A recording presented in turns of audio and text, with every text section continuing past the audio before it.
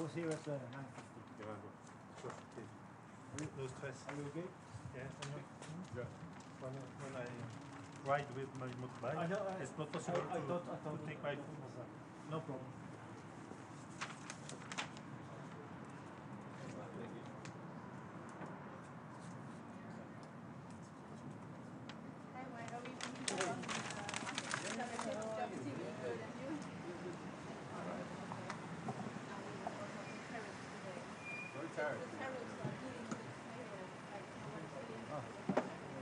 Pretty busy over there.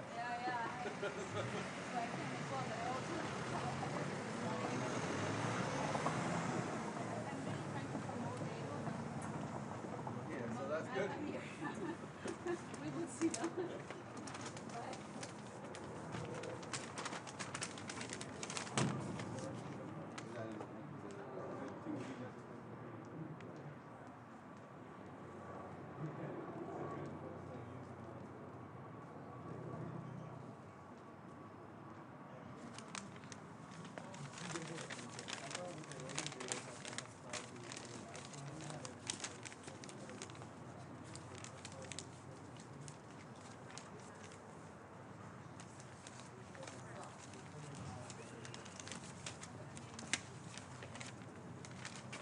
Hello?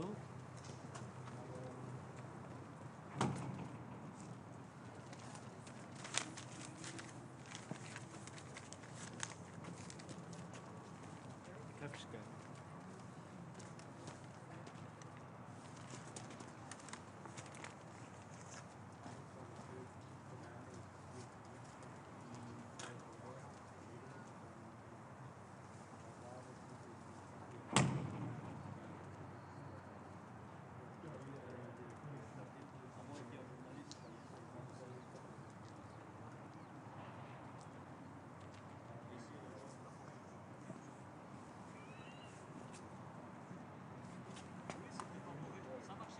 Hey. Hey, gehaald?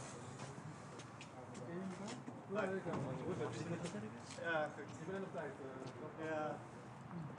Goed, als ik dus die andere vast heb, mag ik in een vast werken. Ja.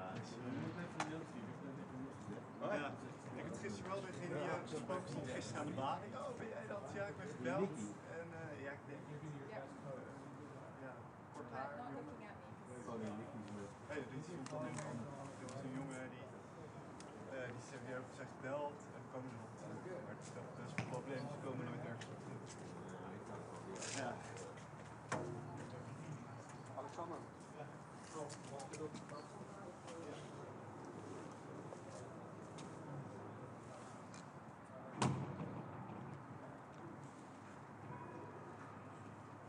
Precies wel weg nu.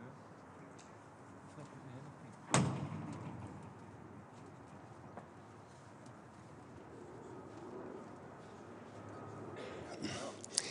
So I'm very happy that Secretary Rubio has a first visit to NATO.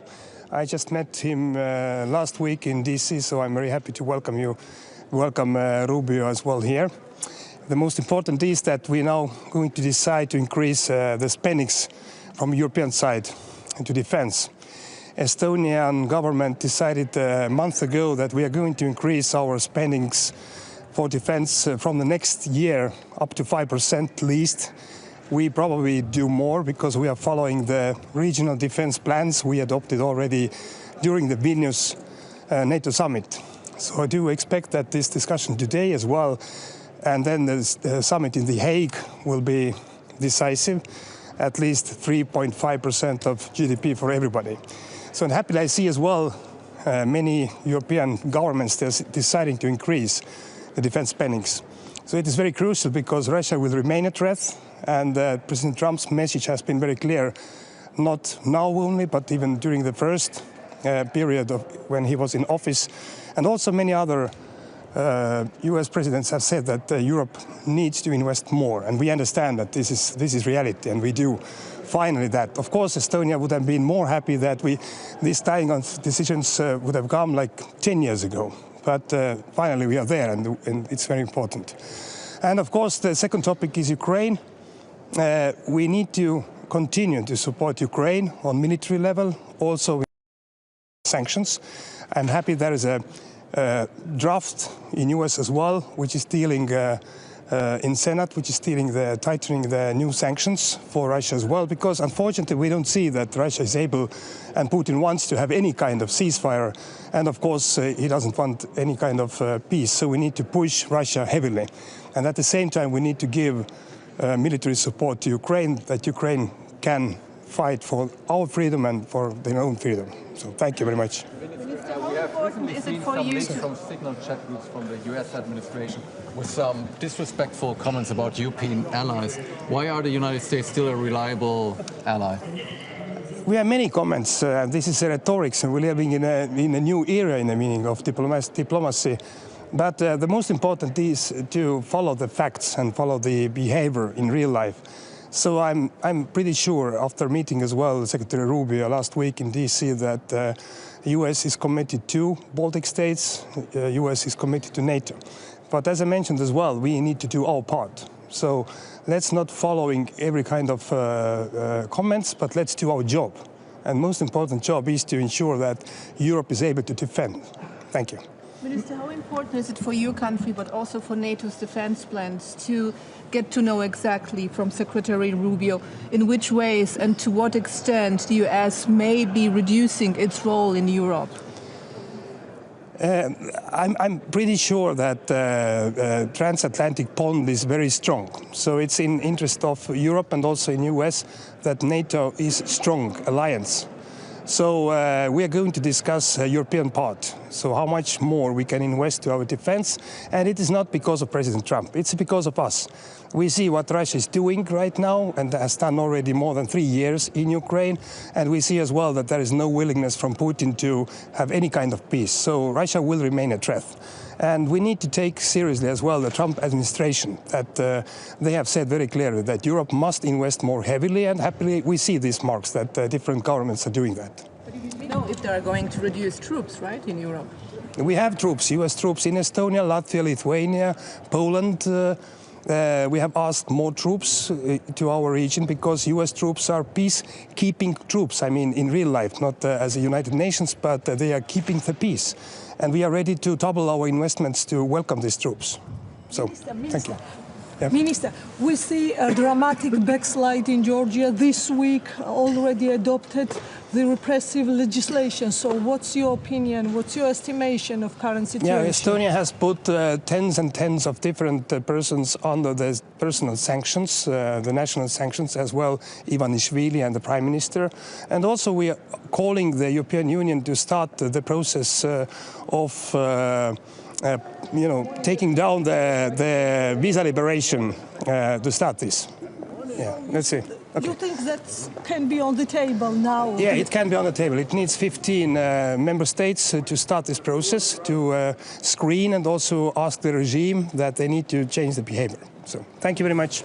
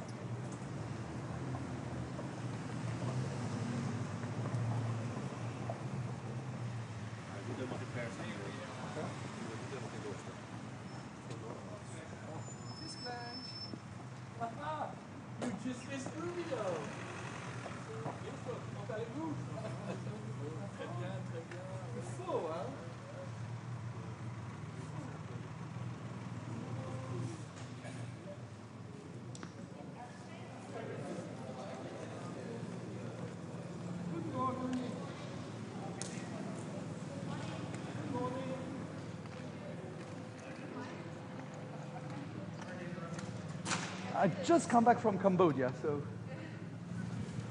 Hebben jullie USA kommen jetzt wieder hierher mit mehr Forderungen an Europa, mehr zu tun. Muss Europa jetzt eigentlich alles tun, was die USA sagen, um die USA in der NATO und damit die Abschreckung aufrechtzuerhalten? Also es sind viele verschiedene Messagen, die wir bekommen. Ich glaube, heute Morgen wird es mal zuerst ein Moment der Wahrheit sein. Was will Amerika überhaupt noch mit Europa zu tun haben? Sollen wir weiter zusammenarbeiten? Das ist mein Wunsch. Auch wenn es ein bisschen komplizierter ist, auf jeden Fall, dass wir gemeinsam sehen, dass wir gemeinsamen Feind haben, das ist Russland. Und Amerika soll nicht Europa als Feind sehen. Wir waren Partner, wir sind Partner und wir sollen auch Partner bleiben. Und wir haben nichts, also Amerika entscheidet nicht, was Europa zu tun hat, aber Europa entscheidet auch nicht, was Amerika zu machen haben. Und wir sollen nur sehen, wo wir auch was Gemeinsames Besseres machen können. Ich bin der Überzeugung, dass jetzt mit den Tariffs am Ende des Tages der amerikanische Mittelschichtbürger es bezahlen wird. Und der hat gestimmt für Trump, indem er geglaubt hat, dass er die Inflation besiegen wird. Und das wird Gegenteil. Es wird Inflation in Amerika kommen. Also ich bin bestimmt kein Nobelpreis in der Wirtschaft. Aber wenn jeder Tariffs bekommt, dann wird nachher der Konsument diese Tariffs bezahlen. Und das ist nicht im Sinne weder von uns noch von den Amerikanischen. Also, aber ich hoffe, dass wir gemeinsam einen Nenner finden und dass wir auch sehen, dass es noch Gemeinsamkeiten gibt. Und das wäre meine Hoffnung. Inwiefern sind denn die USA noch ein vertrauenswürdiger Verbündeter, nachdem wir jetzt in diesen Signal Leaks der US-Regierung durchaus respektlose Kommentare gegenüber den Europäern gelesen haben? Wir sehen, dass nichts garantiert ist und dass das, was wir geglaubt haben, dass wir blind vertrauen können, nicht da ist. Wir müssen pragmatisch sein. Wir sehen, dass mögliche Positionen ändern können. Aber das, was heute richtig ist, kann morgen wieder falsch sein. Das muss man auch wissen. Und ich glaube, dass wir einfach pragmatisch gehen müssen. Ich habe es einmal in Polen gesagt, wenn wir zu schwach sind, werden wir gefressen. Und wenn wir nicht diskutieren, dann werden wir getötet. Also am liebsten ist es schon Stärke zu zeigen, aber Stärke heißt nicht, keine Kompromisse zu suchen. Aber man muss schon, wir sind doch auch nicht die Blöde in der Geschichte ist, wenn wir Strafen, weil es sind doch Strafen, es sind keine Tariffs, es sind Strafen, die man bezahlen soll, dann soll man nicht nur zugucken, aber man muss auch reagieren. Und das, was ich schade finde, ist, dass nachher nur der amerikanische und der europäische Konsument diesen Ärger bezahlen muss, weil das heißt, dass alles steigt und auch die Wirtschaftsprognosen für Amerika. Also es sind dann vielleicht jetzt Betriebe, die in Europa sind oder in China sind, die dann in Europa bauen müssen. Aber wenn es dann nachher amerikanische Betriebe gibt, die dann in Europa bauen müssen, damit sie den Stempel Made in USA oder Made in Europe bekommen, um dann keine Tariffs zu bekommen, bringt keinem was. Bei Handelsfragen ist Europa vielleicht, hat den USA noch was entgegenzusetzen, aber im militärischen ist Europa ja sehr abhängig von den USA. Was hat Europa da überhaupt für ein... Wir sollen nicht abhängig sein. Wir sind immer abhängig bei allem. Wir haben es gesehen beim russischen Gas, wir haben es gesehen bei der Covid-Situation. Wir sind immer abhängig. Ich glaube, Europa muss man auch einmal sich bewusst sein, dass wir auch selbst abhängig sein müssen. Wir können nicht immer auf die anderen zählen. Es ist wie ein Paar. Es gibt auch Scheidungen. Auch wenn es bei der Flitterwoche immer alles gut geht, bei der Hochzeit alles gut geht, gibt es auch Momente, wo es nicht so gut geht. Und dann ist schon wichtig, dass jeder auch seine Zukunft aufgebaut hat. Und ich will jetzt nicht sagen, dass ich dass es Scheidung kommen soll. Aber es gibt im Moment Konfliktpotenzial. Und dann muss man auch als Europäische Union nicht nur mit dem Finger im Mund da sein, aber auch sehen, wie wir Energie, wie wir wirtschaftlich, wie wir militärisch, wir haben einen gemeinsamen Feind, das ist Russland. Und wir sollen nicht die Geschichte frisch schreiben. Es ist die Ukraine, die Russland angegriffen hat. Es ist Russland, die Ukraine angegriffen haben. Und wir haben heute eine gemeinsame Gefahr in Europa und auch weltweit. Das ist Russland. Und das muss sogar ein kleines Kind verstehen können. Tschüss.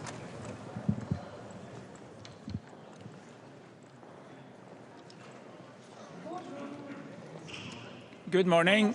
From Norway side, I would like to say that as a founding father of this great alliance, we really care about its health and its togetherness in its ability to deliver. Our main message here today is that Russia is and will remain the defining threat for the alliance against the European and the North American members of the alliance, and we need to prepare not only for how to deal with the next stretch of the war on Ukraine, but also on what happens afterwards. And Russia management is very important for the alliance at this time and in the coming years. I was recently in Kharkiv in eastern Ukraine, very close to the front, a city under daily attack, and it was yet another reminder of the resilience and the stamina of the Ukrainian people, of its population, of its government. They need all the support they can get. And as we move into a situation where there can be conversations on ceasefire and maybe even on peace, it is adamant for all of us that this will be a peace that is just for Ukraine in alliance with key international principles, and that it can be a lasting peace that we can be able to guarantee, so that we will not just see a pause in the fighting. So that's my first message. My second of three messages is that it's heartening to see that the Europeans in NATO are now showing a stronger will than I would say ever before in strengthening their defense base, investments in defense, procurement, building a strong European defense base. The cooperation with the European Union is critically important. Norway has recently entered into a strategic partnership with the European Union, not because we will find our collective defense there, because that firmly and resoundly rests in NATO, but because we need to get our act together and be more efficient in our production, innovation and procurement in Europe. So build a strong European defense base is part of the answer. And my third message is that this is not a meeting about trade. There are many issues to be discussed in other fora, but it shall be remembered, and it must be remembered, that it is important now to preserve allied unity. It's important to understand that we grow faster and better together, that if we want to build resources for a stronger defense, we need to have economic growth, and protectionism will not do us any good. And the founding fathers of this alliance in 1949, they recognized that in Article 2 of the NATO Treaty, the North Atlantic Treaty, where it says that we should foster good economic collaboration and refrain from using economic coercive measures against each other. And that's an important part of the treaty, which I think it's good to remind us all about in these very days. So I look forward to a meeting. I look forward to working with Marco Rubio and the representatives of the new American administration. It will be very interesting to hear the report on how the pre-talks are going on in Saudi Arabia and what we can do as an alliance and as individual members in order to support the path to peace in Ukraine, but also how to manage our main defining threat in the future. Thank you. Like watching your neighbor and ally Denmark being bullied over territory because of resources. I mean, let's be frank, you're a Nordic country with lots of attractive financial resources as well. What's it like for you to watch that happen? So Norway has, together with all the Nordic countries and the European Union, also been very clear in putting our support behind the Kingdom of Denmark. The Kingdom of Denmark consists of Denmark as such, the Faroe Islands and Greenland, and whatever issue they have internally to the Kingdom of Denmark is up to them and not up to anybody else. And we support sovereign integrity of the Kingdom of Denmark, and this is also one of the principles on which this alliance is formed. Partner for NATO. We recognize that the U.S. government has been clear in saying that they stand by NATO, they stand by Article 5, and this is critically important. We believe it is important for Europeans and North Americans alike to have this alliance, and particularly in a world where we see authoritarian powers rising elsewhere, when we see new geopolitical tensions growing, we need to continue to invest in the very important and hard-won insight that was shaped in the late 40s after the catastrophe of the Second World War and the mismanagement of the 1930s, that we are much stronger together than each on our own. And this will be very much also our commitment to continue building this alliance, and I hope that will be shared on both sides of the Atlantic. Do you think it's justified to have a higher defense budget for European allies because they have some catching up to do, or should it be the same for the US and its allies? We will have discussions now in the coming days, weeks and months up to the summit. And this will also be about our shared commitment to spend more, but also to spend more smartly. I have, in the one of my previous capacities, it was Minister of Defense, and I know that defense money is easy to spend, but it is really important to make sure you spend them smartly, for instance, on having fewer systems, larger series of systems, of vehicles and ships and planes and so on, and that we also have the critical enablers. So it's both about how much we spend and also how we spend them smartly and spend them together, which again takes me back to the close European cooperation on building a stronger defense base. And I'm not commenting on the numbers because these are things we will be discussing inside. Minister, with all the turbulence, is Norway thinking about joining the EU? Norway is the most connected non-member. That is our view, but also the European Commission's view. We have a European Economic Agreement and we have 100 other connections to the EU and work closely with them. What is most important for us is that the EU succeeds in building, in maintaining the values and principles that is embedded in the treaties, but also increasing its competitiveness. And we will contribute to that. And then people are discussing these questions, but right now this is the focus of the government. Thank you.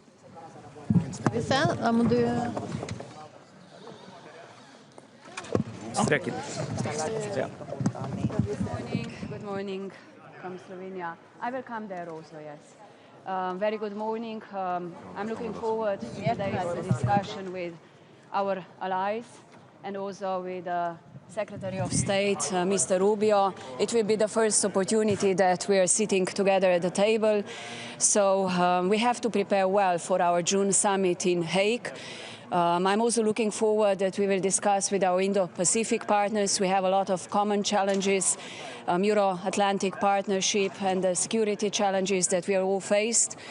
When it comes to Ukraine, I wish to repeat that we are supporting all the efforts for a ceasefire, for a permanent, just and lasting peace for Ukraine based on international law and the UN Charter.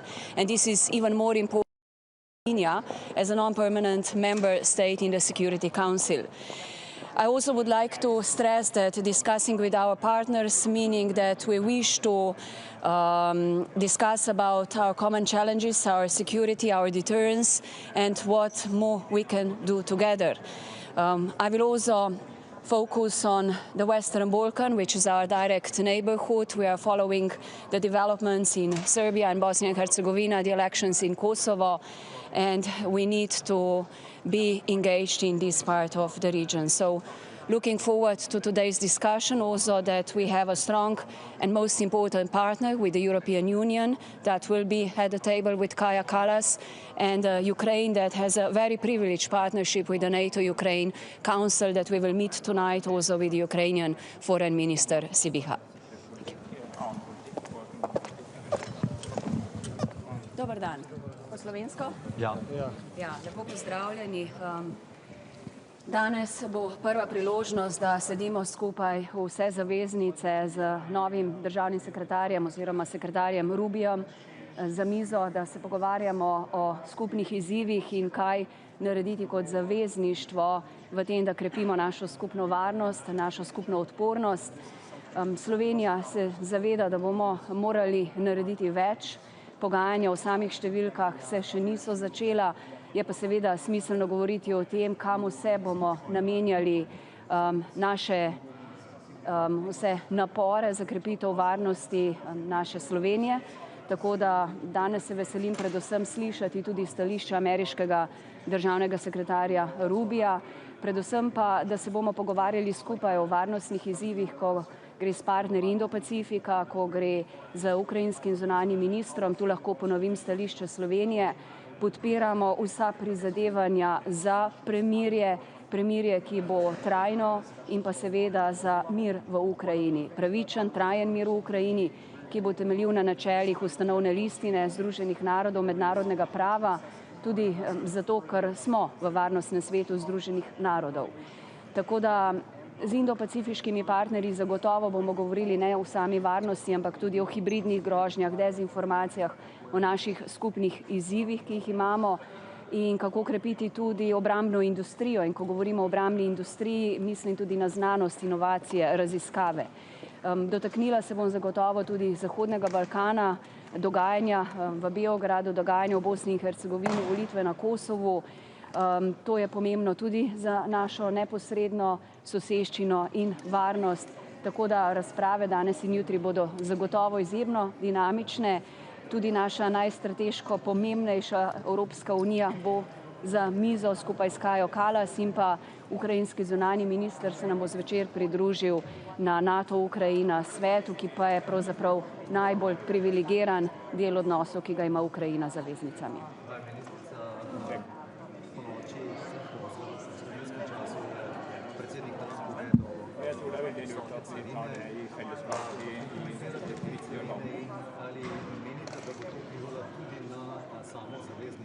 Zveza NATO za samo enotnost znotraj zavezništva.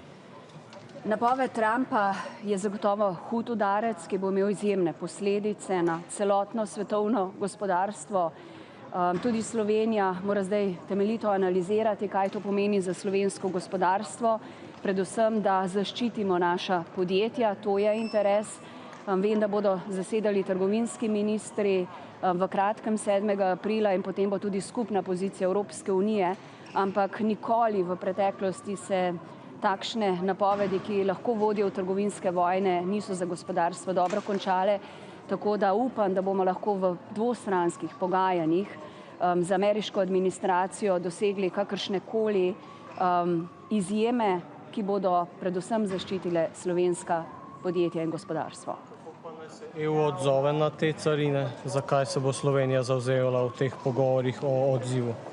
Predsednica Evropske komisije se je zgodaj zjutraj že odzvala zelo močno, ostro izjavo, da je to hud udarec za gospodarstvo celotno, svetovno, evropsko, ameriško, da bo imelo to resne posledice in da se bo Evropska unija odzvala s protiukrepi. Kakšni bodo te protiukrepi, težko zdaj napovedujem, ker bodo najprej zasedali trgovinski ministri in tam do 9. aprila nekje naj bi tudi z vsemi analizami se odzvala Evropska komisija. Seveda pa je prva reakcija tudi ta, da si vsi želimo najprej še pogajanj in priti do kakšne bolj ugodne rešitve, tako bilateralno kot na evropski ravni. Jaz upam, da je to samo zdaj neka tista prva poteza, ki jo bo mogoče v nadaljnjih dneh in tednih omiliti. Glede Ukrajine me še zanima, pravite, Slovenija podpira še naprej. Bo kakšno konkretne svežnje dala Slovenija Ukrajini in pa ali bo prihodnji teden, čeprav uradno menda nismo v koaliciji voljnih, Slovenija sodelovala tudi na srečanju te tako imenovane koalicije voljnih tukaj na sedežu NATO? Zdaj, predsednik vlade je sodeloval na srečanju najbolj številčnem v Parizu, ki je bila pravzaprav tudi koalicija teh voljnih držav, pravzaprav države, ki se pogajajo o tem, kako priti do trajnega in pravičnega miru v Ukrajini. Predvsem si Evropska unija in evropske države zdaj prizadevamo biti za pogajalsko mizo, ko bo prišlo do pogajanj in zagotoviti trajni in pravičen mir, ki bo temeljil na ustanovni listini in pa mednarodnem pravu. Vsi želimo miru v Ukrajini. Slovenija zagotovo tako kot Ukrajina, mi smo dali svoje jamstva in zagotovila Ukrajini, da ji stojimo ob strani in da bomo stali ob strani, da je tu treba jasno ločiti, kdo je agresor in kdo je žrtev v tej vojni. Tako da z našega vidika si bo Slovenija prizadevala vse, kar je v naši moči, da imamo jasen načrt za mir, ki bo zagotovil tudi varnost, ne nazadnje Ukrajincev, ampak tudi v Evropi. Je potem Slovenija del te koalicije voljnih ali ne? Zdaj, če se pogovarjamo o tem, kako priti do premirja in miru, zagotovo bomo ves čas v pogovorih, ker je to ne nazadnje tudi želja Evrope, da bo sedela za pogajalsko mizo in Slovenija je del te Evrope. Če se pogovarjamo o vojaški navzočnosti na tleh Ukrajine pod danimi okoliščinami, kot so zdaj, to za Slovenijo ni sprejemljivo. Mi se pogovarjamo o tem, da bi razmislili o takšni možnosti, če bi bilo z mandatom Organizacije Združenih narodov OVSE in tu raziskujemo, kakšne bojo te opcije v nadaljevanju, vendar je to še vse stvar pogovorov. Tako da si vsekakor želimo in bomo za mizo, ko gre za vzpostavljanje miru v Ukrajini. Zapadni Balkan, kako posmatrate aktualna dešavanja u Bosni i Hercegovini? Aleksandar Crkvenjaš, RTRS. Slovenija spremlja razmere v Srbiji, v Bosni in Hercegovini, na Kosovu. Tudi na to mislim opozoriti na zasedanju zavezništva. Mi potrebujemo močne države na Balkanu, ki bodo nadaljevale svojo pot proti Evropski uniji, torej izpolnjevanje vseh tistih ključnih, nujnih reform. To pričakujemo tudi ne nazadnje od voditeljev v regiji. Za Slovenijo je pomembna evropska perspektiva držav, mir, varnost, stabilnost naše skupne regije jugovzhodne Evrope. Tako da si bomo prizadevali vse, da pomagamo tako Bosni in Hercegovini kot drugim državam v regiji, da peljejo tiste nujne procese reform, ki so ne nazadnje nujne za ljudi, za blagostanje ljudi, za varnost v regiji. Do you think the actual situation in Bosnia and Herzegovina is a political or security issue? Allow me to say that we are following very closely the situation in Bosnia and Herzegovina. Also with a concern, we need to see the country that is a stable country, the leadership that is committed to the European reforms. You know well that Slovenia was a strong promoter for the opening of the accession talks with Bosnia and Herzegovina, and that we are offering all our support to the reforms, and we do want to see that Bosnia and Herzegovina stays on the European path and stays as a one country without tensions, because we are living in times where we need really to see peace and stability and strong leaderships that are committed to the security and well-being of their citizens. Ministrica, je lahko tukaj vloga NATO, k čemu boste danes pozvali konkretno na zasedanju? Na zasedanju bomo danes predvsem govorili o pripravah na vrh junijski, ki bo v Hagu, Zahodnega Balkana. Zdaj, pred kratkim je Severnoatlantski svet obiskal KFOR. Mi ves čas opozarjamo, da mora biti ta navzočnost in zavedanje nad možnostjo nasilja, incidentov, nevarnosti v sami regiji, da je navzočnost tudi zavezništva tu pomembna. Mi imamo države, ki so države zveze NATO, tako da sam razvoj razmer v Srbiji, v Bosni in Hercegovini, na Kosovu, kjer je veliko politične nestabilnosti, je nekaj, česar ne smemo zanemariti. In tudi zveza NATO mora to s pozornostjo spremljati, tako da me veseli, da je sam Severnoatlantski svet res obiskal KFOR in se zaveda, da so v naši regiji jugovzhodne Evrope napetosti izjemno močne in prisotne. Mogoče samo še vprašanje glede dvigovanja stroškov izdatkov za obrambo. Omenili ste, da bo treba tudi Slovenija to okrepiti. Dokdaj vi pričakujete, da bi recimo Slovenija dosegla vsaj 2%, ker zdaj pritisk je vedno večji? Zdaj v Sloveniji razprave o tem potekajo, pričakujemo tudi en izdelan načrt v kratkem, verjetno v mesecu aprilu, od tistih nosilnih akterjev države, Ministrstva za obrambo, tudi v sodelovanju s kabinetom predsednika vlade in ostalimi relevantnimi resorji. Zavedamo se, da bo Slovenija morala narediti več, tudi to, da bomo mogli doseči 2% bruto domačega proizvoda v čim krajšem času. Predvsem pa bo tu pomembna tudi razprava, kaj bomo namenjali ta sredstva. Zdaj v Sloveniji vlada ali pa v Evropi je občutek neke, bi rekla, ali histerije ali ustvarjanja nekega strahu. Mislim, da ni razlogov za to. Mi govorimo o tem, kako okrepiti svojo varnost, kako okrepiti varnost, ki ni samo obrambna varnost, gre ne nazadnje tudi za kakovost življenja ljudi. In ko govorimo o obrambnih izdatkih, če govorimo o doseganju 2% BDP-ja ali željah, ki jih nakazujejo ameriška stran danes, da bi ta odstotek moral biti še večji, vendar pogajanja se še niso začela, se bomo morali zelo intenzivno pogajati, da to ne gre na račun socialne države. Torej, kam bomo vlagali denar in kako ga bomo nabrali, bodo kar resne razprave v Sloveniji. Ne želim jih prejudicirati, vem, da moramo narediti več, ampak te razprave bodo potekale doma, bodo šle tudi skozi vlado, ko bodo načrti na mizi, in tudi skozi državni zbor. Slovenia is a very good friend of Georgia, but how do you estimate this dramatic backsliding of democracy and situation with human rights, and adaptation of this repressive legislation. What Look, do you I think? just wish to say that we were strongly supporting Georgia democracy, the freedom of media, the European path of the country. So we are following with serious concerns, and I do hope, I was myself years ago a rapporteur for visa liberalization for Georgia, and at that time this was one of the most tangible things and most when people really felt European at their hearts.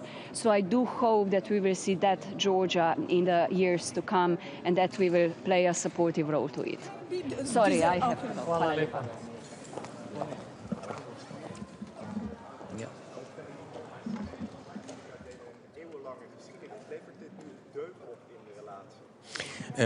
Het is gewoon van belang dat we daar stevig als Europeanen een stevig antwoord op die tarieven gaan geven.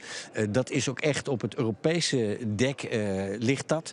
Want dit is ook echt een gemeenschappelijke verantwoordelijkheid van Europa om hiermee om te gaan. En daar zal Europa zich stevig in verweren en dat weten de Amerikanen ook. Hoe kijkt u er naar dat op dat lijstje met al die landen in de wereld Rusland er niet op staat?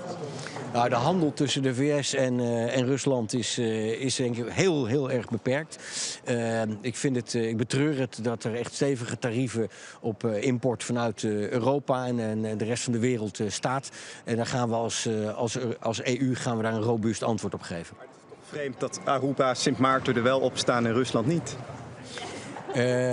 Er staan andere worden minder geraakt dan het Nederlandse deel van het Koninkrijk.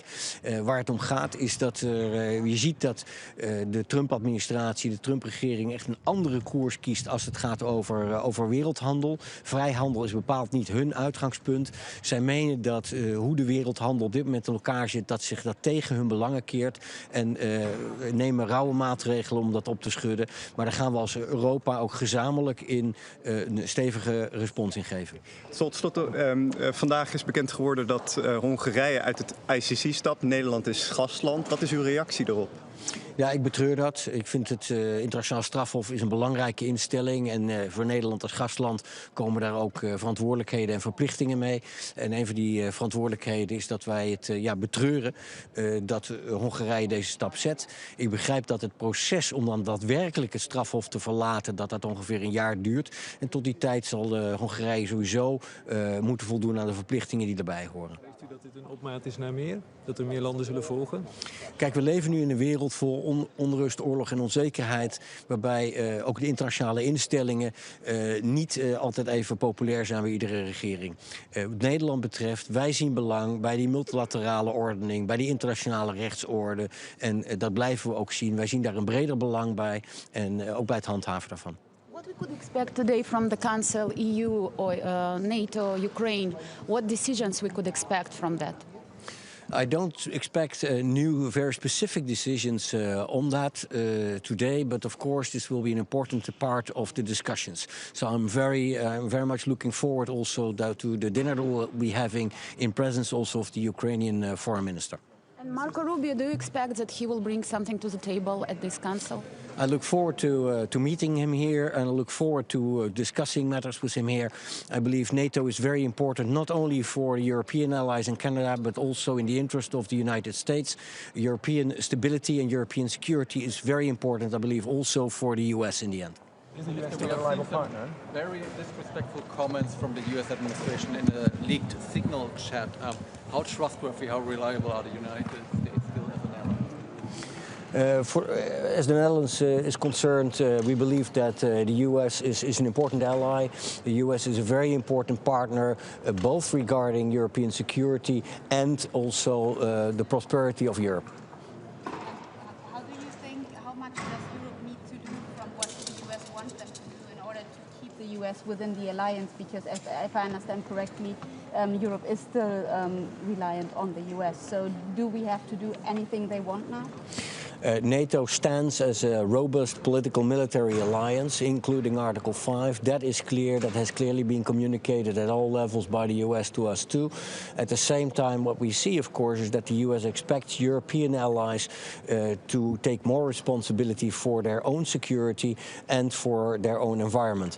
That means that European allies, European NATO countries rapidly have to strengthen the European pillar of NATO and have to increase their defense spending. Our defense spending in the Netherlands is at this moment just above 2%, but we really expect that that in The Hague at the NATO summit in June, that we'll see an investment pledge that will be significantly higher. Yeah, thank you. Minister, one last question, if it's possible. About Georgia. Yesterday, Georgian Dream adopted the repressive legislation. You know about this, and so how do you? One second. So how do you estimate this dramatic backsliding of Georgia now? I believe that it is very concerning that there's such a backsliding taking place in Georgia.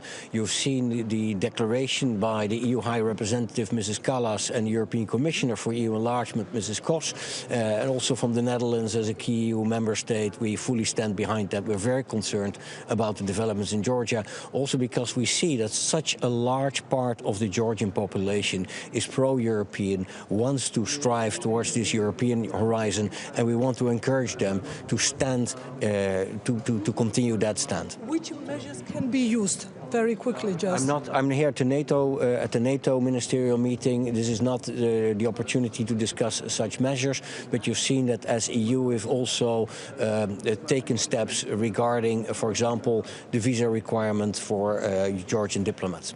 Thank you. Thank you. Thank you. Yeah.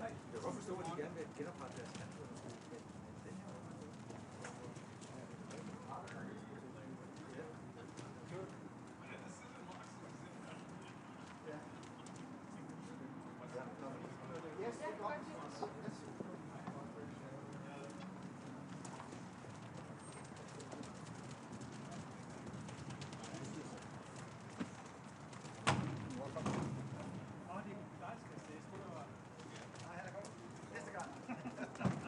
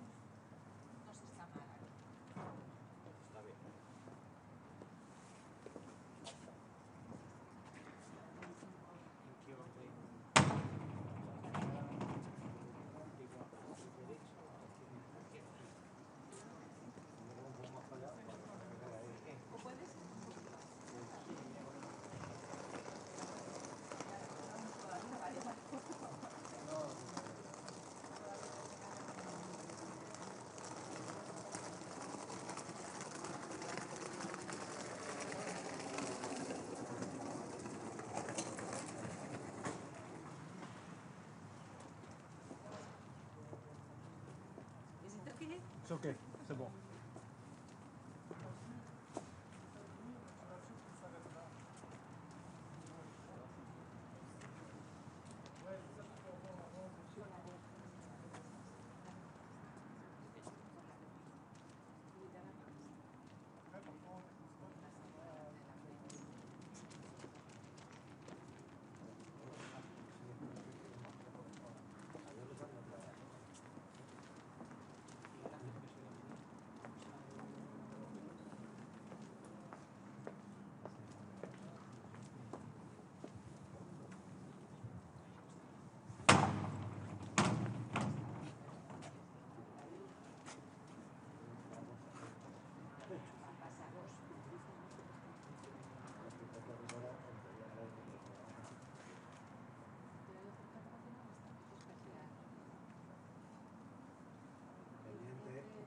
asociado, libremente asociado o no.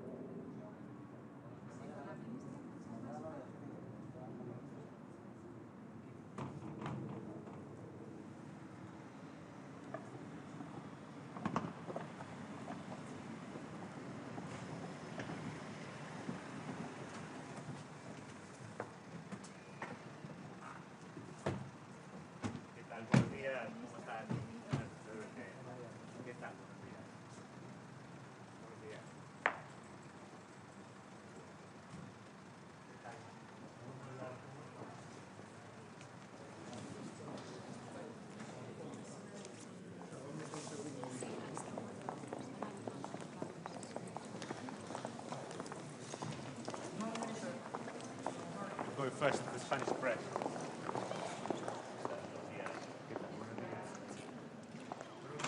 Acudimos a esta ministerial.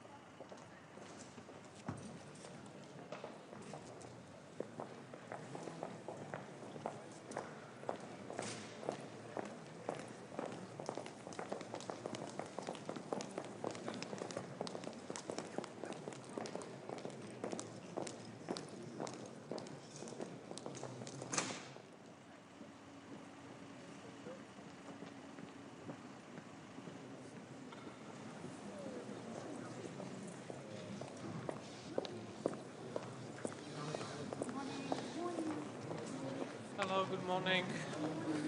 I have a few points to make. Thank you very much for your en los últimos meses en cualquier momento. The ministerial is beginning. It's important milestone in our security. I will be informing ministers about a few things. First of all, about the Czech initiative. The big thing is that we have been able to secure financing so that this initiative now have enough resources to provide ammunition on a monthly basis to Ukraine till September. It's thanks to a contribution by Canada, Norway, the Netherlands and Denmark. I would like to repeat that this initiative decreased the efficiency of Russian artillery by 500%. We have decreased the ratio from 1 to 10 to 1 to 2, and it's very important, and I would like to really thanks to all partners who contribute to this initiative, and of course we will be looking for more resources put it into that. Last time I spoke there before the NATO minister, I said that in year 2024 it was 100 acts of sabotages, including physical acts, cybersecurity acts, or information warfare against Europe by the Russian Federation. We have made a new number, it's 120 for year 2024, and we have registered 30 such actions against Europe for the first quarter of year 25. And also I would like to mention that yesterday it was the Czech government which decided that we are putting on a national Czech sanction list 2 individuals. One of them is GRU officer,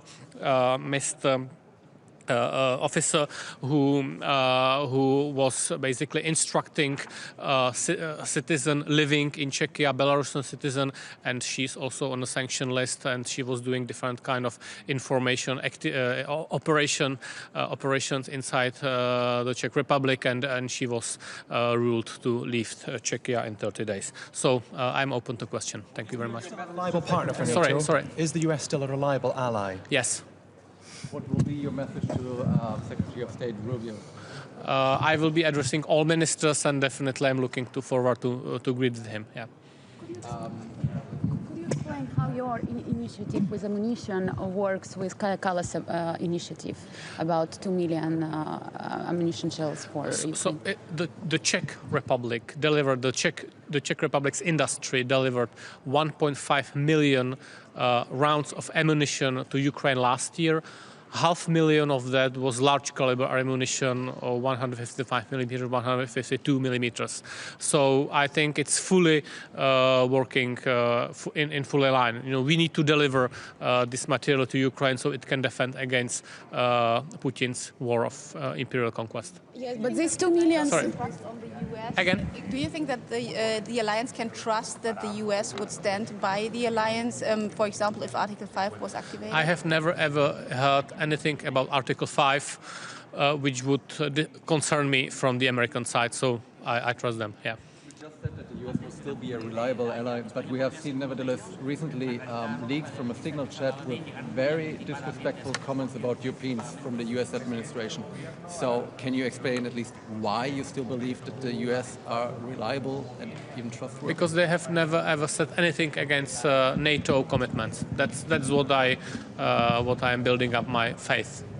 Of course, I read the political situation, I read the statement, but we need to increase our military spending. I think the situation calls for it. Can European countries increase their military spending, though, while the US puts all these extra tariffs on, potentially hurting the European My economy? government decided that we will increase military expenditures up to 3% of GDP till 2030. We can do it. It's not easy, but we have to do it. Not if, but we have to. Because the US requested from Europe?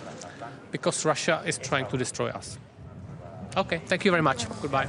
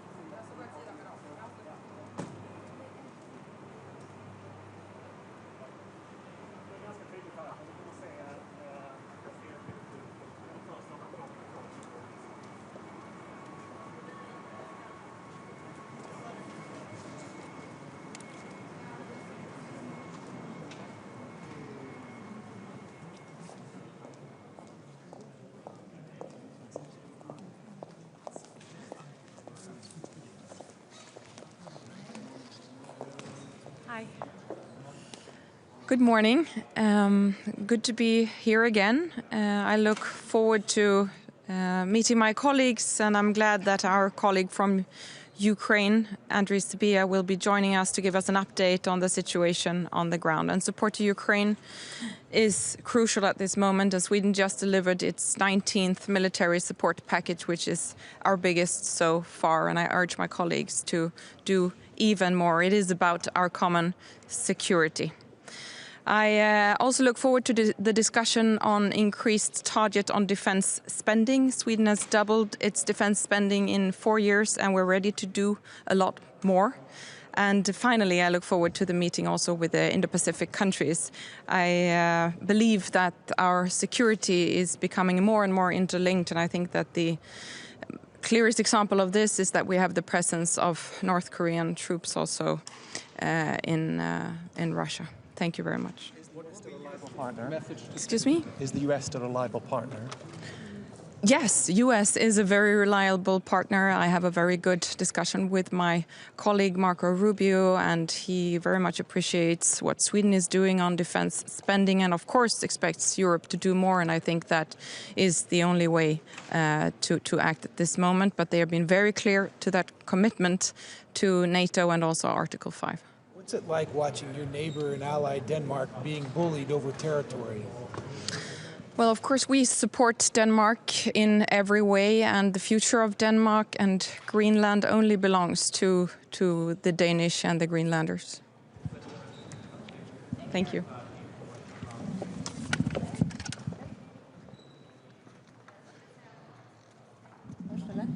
Nej, det har jag kört. Okej. Men vad bra.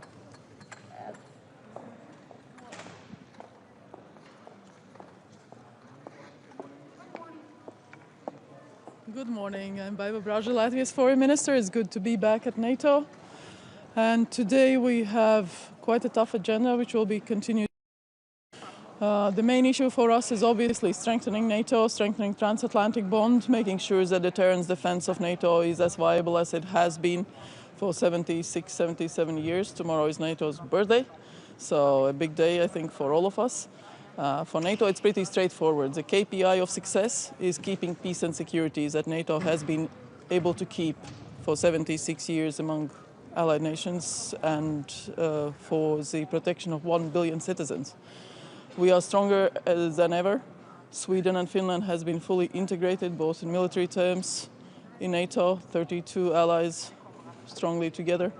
US commitment unshakable. I look forward seeing Secretary Rubio again.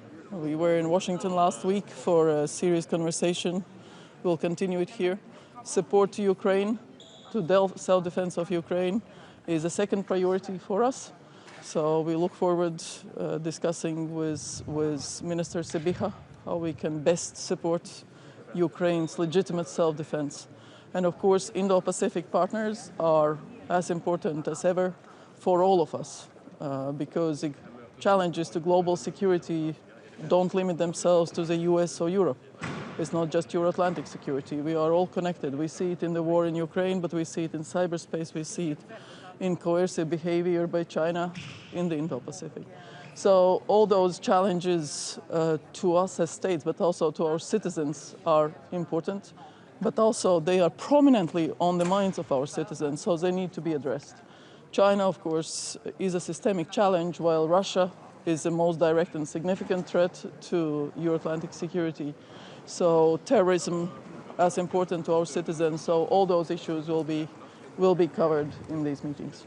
We have seen disrespectful. Sorry. We have seen disrespectful comments about European allies made by US officials in a leaked signal chat. Why do you still believe the United States are a reliable and trustworthy ally? Because they are. I mean, we all use sometimes rhetoric that not necessarily reflects the actuality of relationships that we have. Having friends for America is as important as for Europeans having strong friends and having those relationships. In Latvia, we are pretty straightforward. We spent currently 3.7% of GDP for defense. We spent on top of that, about 1% for supporting Ukraine. Quarter of that is military assistance. But we also invest a lot of resources in internal security, which is another big part, and strengthening the eastern border of NATO and the EU. We do that because we take security seriously. And of course, when we see that others don't, there are countries that don't even reach 2%, we ask, we feel we are paying also for your security. That's not okay. So we actually support US calls for more defense spending from those European allies that don't step up. Friends, but there's a war like at the border of Europe, and the US wants Europe to like take care of their own security and also about the peacekeeping in Ukraine all by itself. So how does that feel? Like doesn't like the US let you alone there? It's much more complicated than that. So I mean, I understand your comments, but it's more nuanced than that. The interest of keeping peace and security, it's a common interest. There is no difference between the US and Europeans or Canadians and Europeans that peace for the whole Euro-Atlantic area is extremely important. And throughout NATO's history, we have seen different stages of how we have responded to various situations. Today, we don't have the luxury to decide whether we want to participate in a certain operation or not, because the threat is against Euro-Atlantic security. As you said, the war is in Europe. So quite clearly, Europeans need to step up, maintaining very close transatlantic bonds, understanding US assessments, where China features much more prominently than in European assessments. So that is a reality, and we have always been able to cover those differences. So there are differences of opinion. It's about how we manage them, and we have always been able to manage them. So we'll be able to manage them also this time. What assurances did you get from Secretary Rubio about the US's future in the alliance? And it's not only Secretary Rubio. Across the board, it's pretty straightforward that commitment to NATO is unshakable. NATO should become stronger, more lethal, more united. And again, defense spending prominently comes up that there is a requirement to finance the defense plans that we have, finance the force structure, finance capabilities that are indicated in those defense plans that allies are not delivering. So it's not just abstract percentage, it's for concrete defense plans, for concrete capabilities that we all need. Thank you.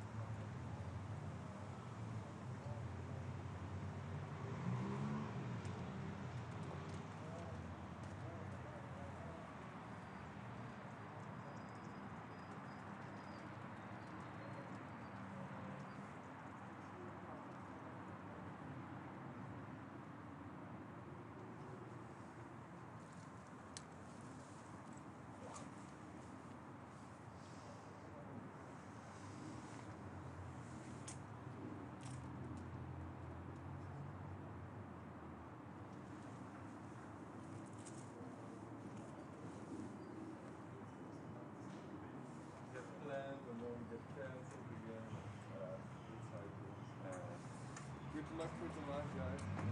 See you inside.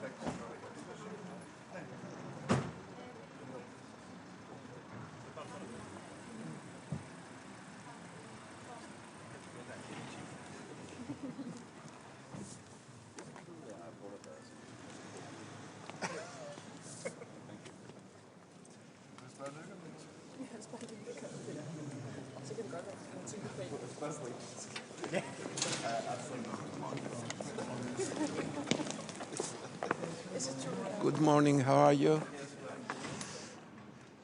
Please allow me to speak in Greek, and I'm sorry for this. Apologies. Σήμερα έχουμε μια κρίσιμη διάσκεψη των Υπουργών Εξωτερικών του ΝΑΤΟ, σε μια ιδιαίτερα σημαντική συγκυρία για την ανθρωπότητα. Ο πόλεμος στην Ουκρανία εξακολουθεί να έχει βαριές συνέπειες, ένας πόλεμος που δεν αφορά μόνο την περιοχή, αλλά αφορά συνολικά την παγκόσμια σταθερότητα και την αρχιτεκτονική ασφαλείας. Θα πρέπει να υπάρξει άμεση κατάπαυση στην Ουκρανία, η οποία θα διασφαλίζει τη βιωσιμότητα, την εδαφική ακεραιότητα και την κυριαρχία της Ουκρανίας, και βεβαίως θα έχει την Ουκρανία ως μέρος της συζήτησης για την επίλυσή του. Ιδιαίτερα σημαντική θα είναι η συζήτηση για την νότια γειτονία, την Βόρεια Αφρική, τη Μέση Ανατολή και την περιοχή του Σαχέλ. Πρόκειται για την πιο ευάλωτη περιοχή σήμερα παγκοσμίως, πλήττεται από πολλαπλές ανθρωπιστικές κρίσεις και πολέμους. Θα πρέπει να διασφαλιστεί η ειρήνη και η ευημερία των λαών, έτσι ώστε να μπορεί η περιοχή να αποκτήσει τη σταθερότητα η οποία είναι αναγκαία για το παγκόσμιο περιβάλλον. Η Ελλάδα έχει ιδιαίτερη ευαισθησία στα ζητήματα τα οποία αφορούν την παράτυπη μετανάστευση και την ελευθερία της ναυσιπλοείας, και τα ζητήματα αυτά θα τεθούν από τη χώρα μας στο πλαίσιο της συζήτησης που θα ακολουθήσει. Η συζήτηση επίσης θα επικεντρωθεί στα ζητήματα της περιφερειακής συνεργασίας με τις χώρες του Ινδοειρηνικού.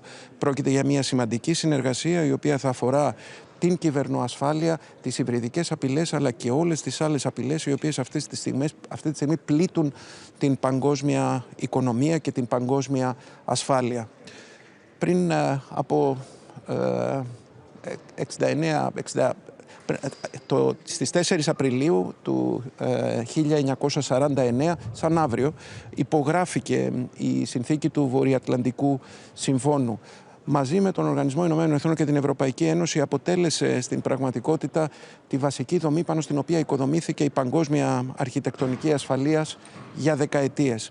Είναι εξαιρετικά σημαντικό να διατηρηθεί ο δεσμός αυτός ακέραιος, έτσι ώστε να πορευτούμε από κοινού σε ένα εξαιρετικά σύνθετο περιβάλλον με μεγάλες γεωπολιτικές μεταβολές.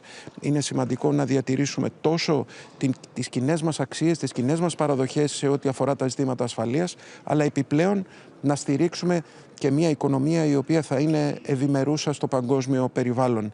Η επιβολή μονομερών περιορισμών σε ό,τι αφορά την κίνηση εμπορευμάτων δεν κατατείνει στην οικονομική ασφάλεια. Τα όποια προβλήματα τα οποία υπάρχουν σε σχέση με το παγκόσμιο εμπόριο μεταξύ συμμάχων θα πρέπει πρωτίστως να επιλύονται επί τη βάση της αμοιβαίας κατανόησης και του διαλόγου. Η Ελλάδα θα τηρήσει μια δημιουργική στάση, είναι υπέρ της αυτονομίας της Ευρωπαϊκής Ένωσης και υπέρ της διατλαντικής συνεργασίας, και θα επιδιώξουμε με κάθε μέσο να συνεργαστούμε ωφέλιμα προς το κοινό καλό και συμφέρον. Σας ευχαριστώ πολύ. Thank you.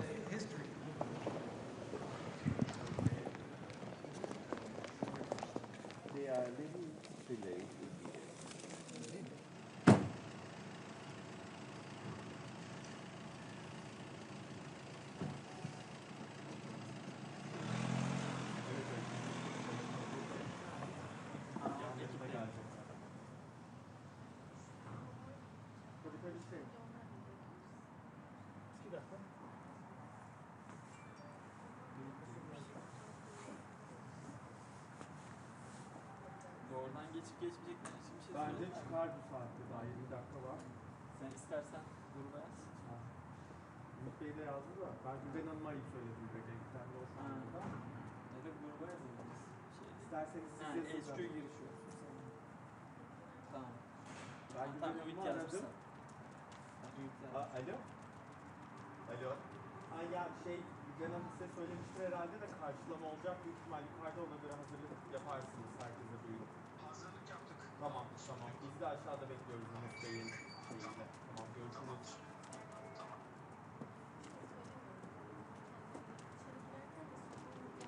Yok zaten.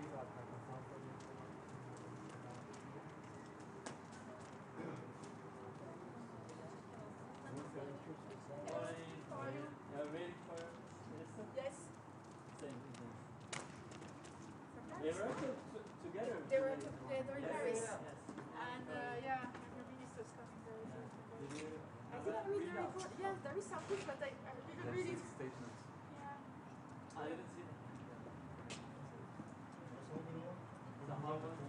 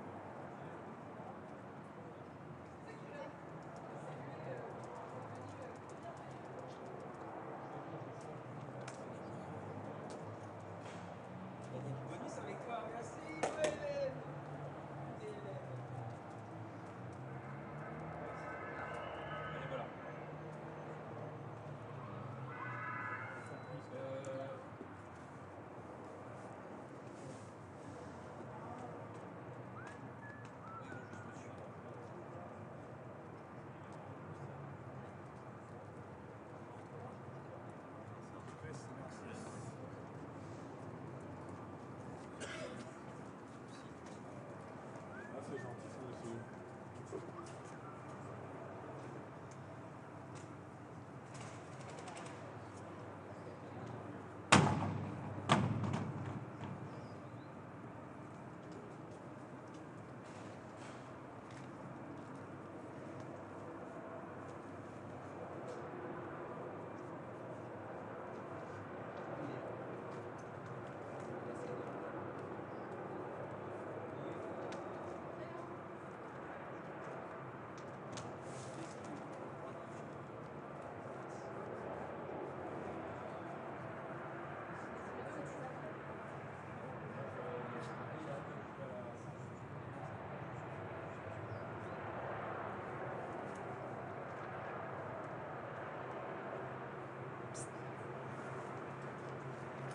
Thank you. Merci.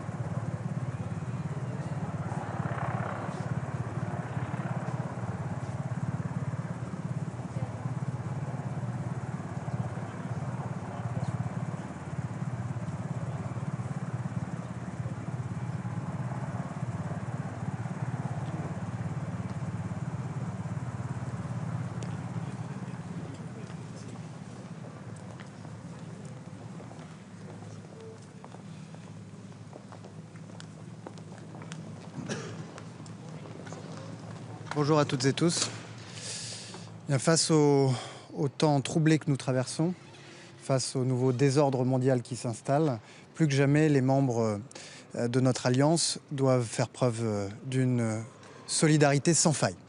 Solidarité d'abord vis-à-vis de l'Ukraine, puisqu'aujourd'hui, le seul obstacle à la paix, c'est la Russie. Et ça n'est certainement pas l'Ukraine, puisqu'il y a 3 semaines, les Ukrainiens ont consenti, et c'est un compromis courageux, à accepter la proposition de cessez-le-feu sans condition qui leur était faite par les États-Unis d'Amérique. Et depuis 3 semaines, nous avons vu Vladimir Poutine multiplier les manœuvres dilatoires, poursuivre ses frappes sur les infrastructures énergétiques et poursuivre ses crimes de guerre. Il appartient désormais à la Russie de dire si oui ou non elle souhaite un cessez-le-feu. J'irai même un peu plus loin. La Russie doit aux États-Unis d'Amérique, qui se sont engagés pour parvenir à un cessez-le-feu, une réponse. C'est stop ou encore. Solidarité face à la menace que représente aujourd'hui la Russie et qui est une menace pour l'ensemble des membres de notre alliance, au nord comme au sud et à l'est comme à l'ouest. D'abord parce que la Russie consacre aujourd'hui 10% de sa richesse nationale à son effort de guerre, 40% de son budget national à ses dépenses militaires, et que Vladimir Poutine a annoncé cette semaine une nouvelle conscription de 160 000 soldats, la plus importante depuis 14 ans. Et puis ensuite parce que Vladimir Poutine a choisi délibérément d'installer la menace dans le champ nucléaire, avec une révision de la doctrine, avec un partenariat renforcé avec les puissances proliférantes comme l'Iran ou la Corée du Nord, et puis avec l'utilisation inédite de cette menace comme un moyen d'intimidation au service de sa guerre d'agression russe en Ukraine. Dans ce contexte, les efforts menés par la France et le Royaume-Uni doivent permettre un sursaut dans le soutien à l'Ukraine. Et nous avons annoncé par la voix du président de la République jeudi dernier à Paris, aux côtés du président Zelensky, un nouvel effort de 2 milliards d'euros en soutien à la résistance ukrainienne. La réunion des chefs d'État et de gouvernement conviée par le président de la République à Paris a permis d'aboutir à un accord sur un travail conjoint pour soutenir l'effort américain et préparer les conditions d'une surveillance du cessez-le-feu une fois qu'il aura été trouvé.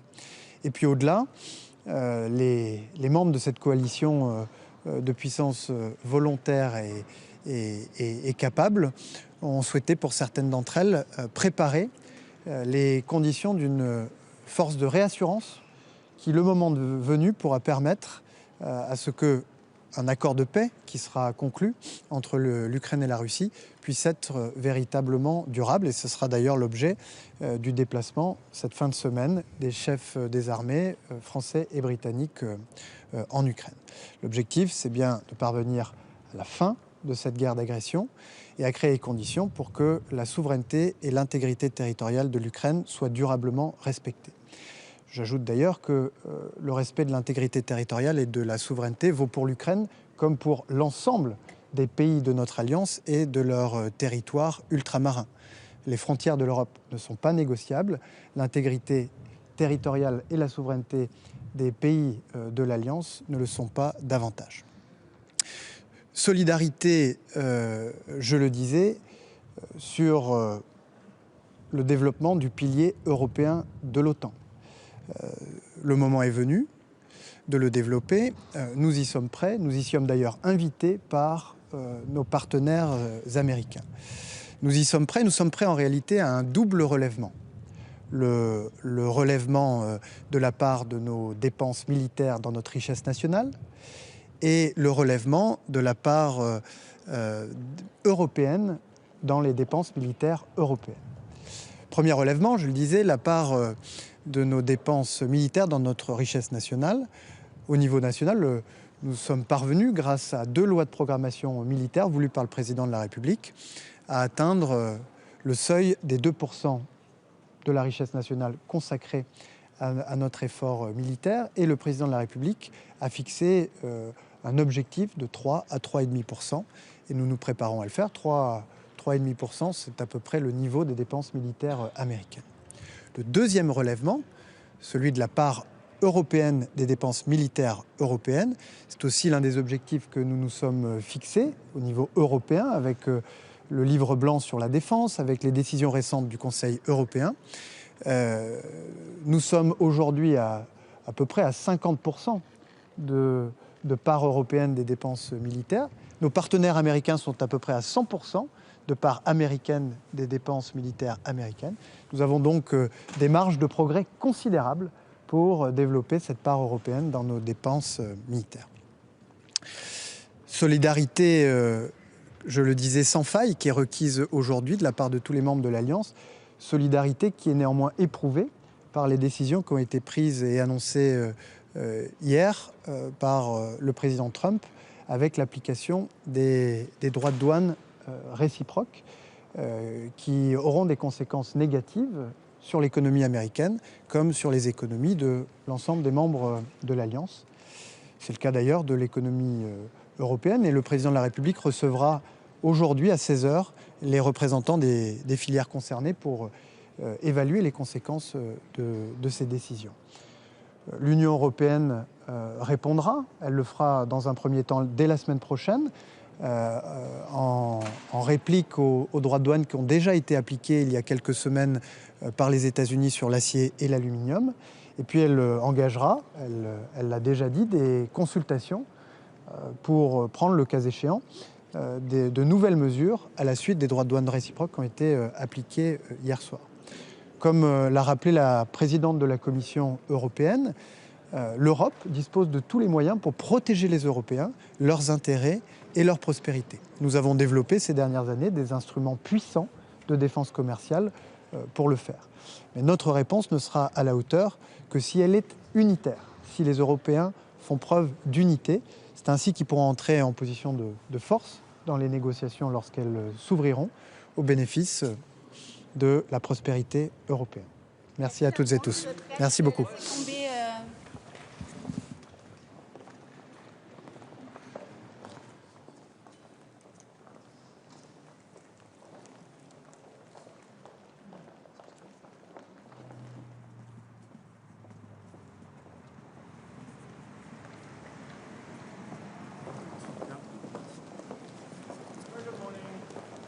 The German Foreign Minister will make her statement in German, die deutsche Außenministerin auf Deutsch.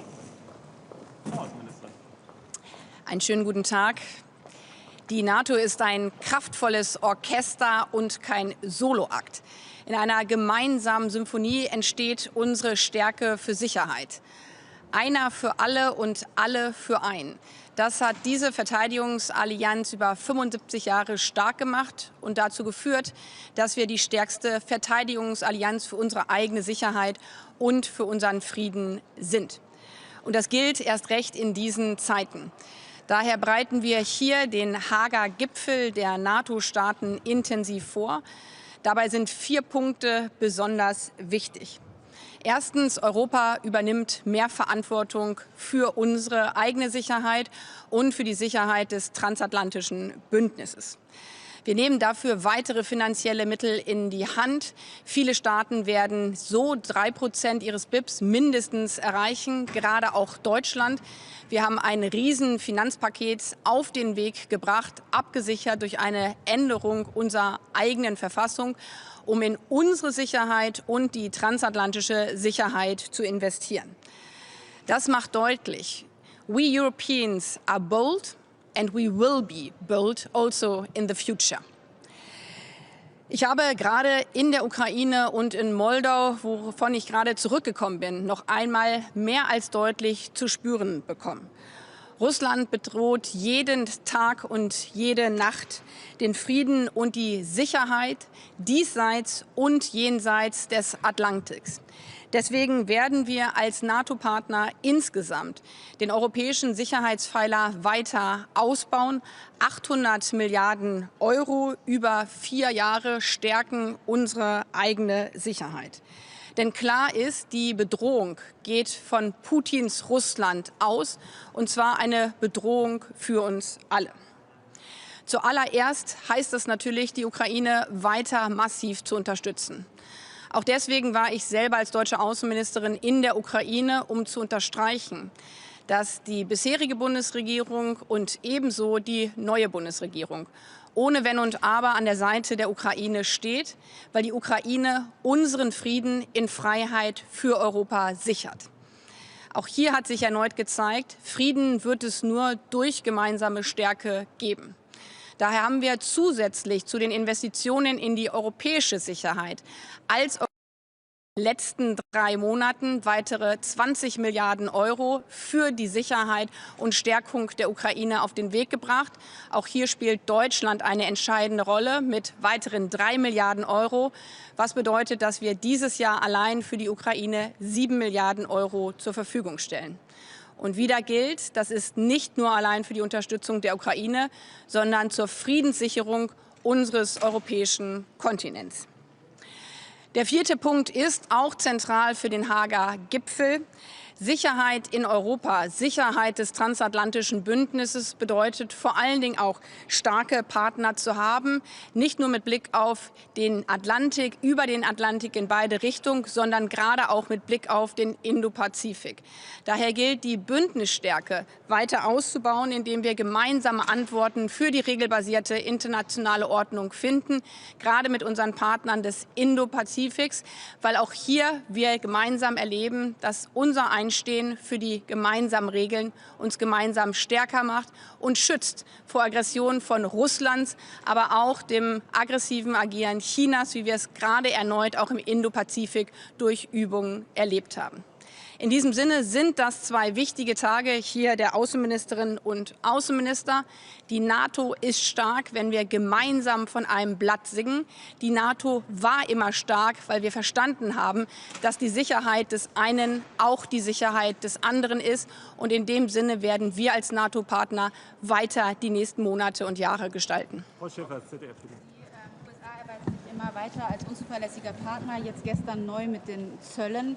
Reagiert die EU hier geschlossen genug und auch stark genug mit dem Abwarten? Natürlich hat diese Frage heute Morgen jetzt ein bisschen auch den Auftakt hier mit überlagert, weil wirtschaftliche Sicherheit ein Teil von unserer aller Sicherheit insgesamt ist. Das sehen wir ja auch an der hybriden Kriegsführung von Putin, dass wir Fragen der wirtschaftlichen Sicherheit nicht trennen können mit Blick auf unsere eigene Sicherheit.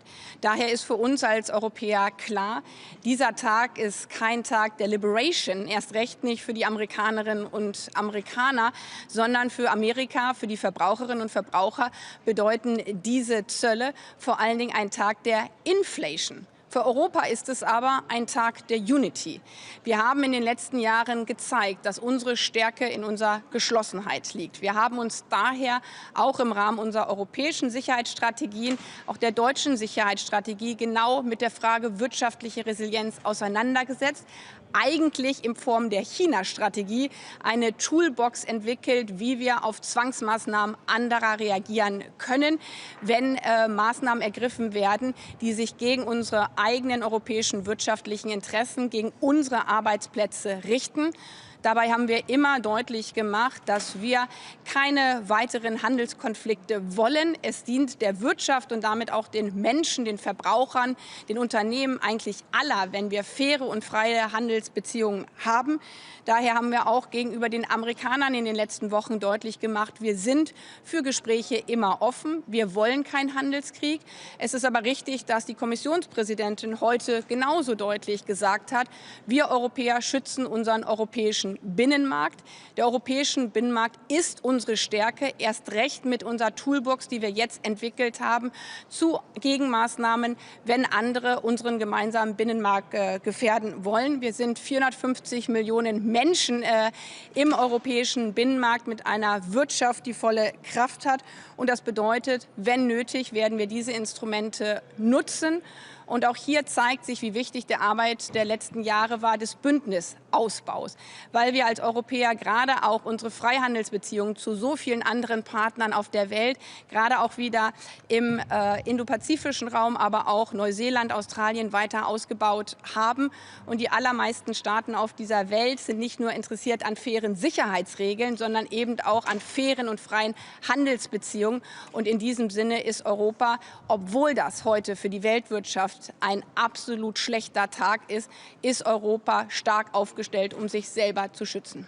Frau Außenministerin, Russland steht als eines der wenigen Länder nicht auf der Zölleliste von Trump. Wie können Sie sich das erklären? Und eine kurze zweite Frage, wenn Sie erlauben. Netanyahu soll nicht festgenommen werden in Ungarn. Vielmehr will Ungarn aus dem Internationalen Strafgerichtshof austreten. Wie weit schwächt das den Strafgerichtshof, das Vorgehen von Ungarn? Das ist ein schlechter Tag für das Völkerstrafrecht. Europa hat auch hier klare Regeln, die für alle EU-Mitglieder gelten. Und das ist das Rom-Statut. Ich habe immer wieder deutlich gemacht, in Europa steht niemand über dem Recht. Und das gilt für alle Bereiche des Rechts. Mit Blick auf die Liste. Sie ist sehr interessant zu lesen. Da erfährt man auch von Inseln, die McDonalds-Inseln, wo auch Zölle verhangen werden. Andere Staaten stehen nicht drauf. Wir konzentrieren auf uns. Wir machen deutlich, wir schützen europäische Interessen von Verbraucherinnen und Verbrauchern, von der Wirtschaft. Wir wollen keinen Handelskrieg, sondern wir wollen eine faire und freie Weltwirtschaft. Und offensichtlich gibt es viele, viele andere Länder, die das genauso sehen wie wir. Danke. Vielen herzlichen Dank. Noch eine Frage.